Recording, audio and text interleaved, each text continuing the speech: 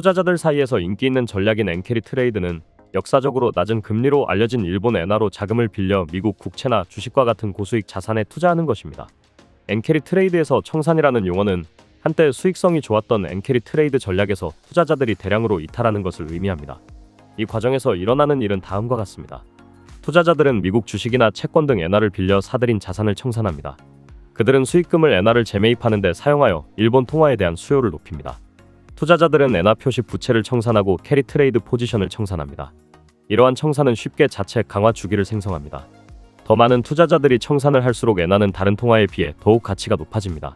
이로 인해 기존 캐리 트레이드의 수익성이 낮아지고 더 많은 투자자가 출구로 향하게 됩니다. 처음에 엔화를 빌려 구입한 자산은 매도 압력에 직면하게 되고 이는 더 큰 시장 하락을 촉발합니다. 엔화 캐리 트레이드 청산으로 촉발된 2024년 주식시장 폭락은 전례 없는 일이 아니었습니다. 2008년 금융위기 때도 비슷한 상황이 벌어졌습니다. 2007년까지 엔캐리 트레이드는 투자자들이 전 세계적으로 고수익 자산에 대한 투자 자금을 조달하기 위해 거의 제로에 가까운 일본의 이자율을 활용함에 따라 약 1조 달러로 급증했습니다. 그러나 2007년부터 2008년까지 세계 경제가 휘청거리면서 자산 가격의 광범위한 붕괴로 인해 이러한 엔캐리 트레이드가 급속히 청산되었습니다. 엔화는 2008년 캐리 트레이드 통화 대비 29%나 강세를 보였으며 2009년에도 미국 달러 대비 엔화 가치는 19% 상승했습니다.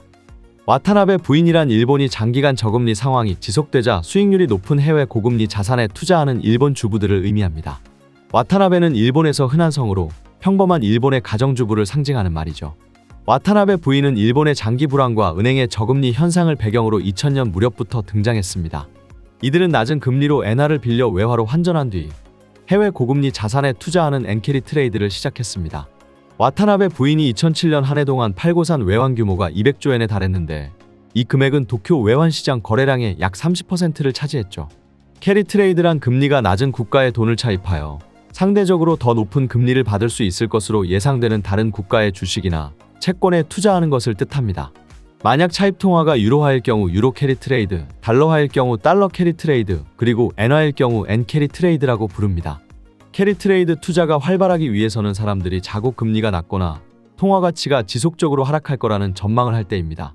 예를 들어 현재 일본의 대출 금리가 1%고 브라질의 예금 금리가 10%라고 가정합시다. 이 경우 많은 일본 사람들은 일본에서 대출을 받아 브라질에 투자하게 되죠. 브라질에 예금하면 1년에 10%의 이자를 받을 수 있기 때문입니다. 여기에 일본의 환율까지 약세가 되면 와타나베 부인의 수익은 더 커지겠죠. 일본은 장기 불황을 극복하기 위해 소위 잃어버린 10년이라 불리는 기간 동안 제로금리를 유지했습니다. 와타나베 부인의 자금은 2008년 금융위기 이후 일본 엔화가 강세로 바뀌면서 회수되기 시작했습니다.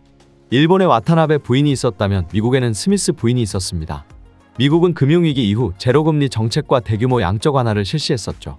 하지만 2014년 이후 달러가 다시 강세를 보이자 스미스 부인도 투자금을 회수했습니다.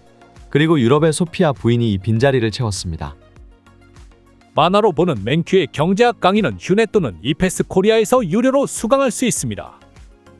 경제학의 베스트셀러 만화로 보는 맨큐의 경제학 시리즈 2판 출간. 지금 온오프라인 서점에서 만나보세요.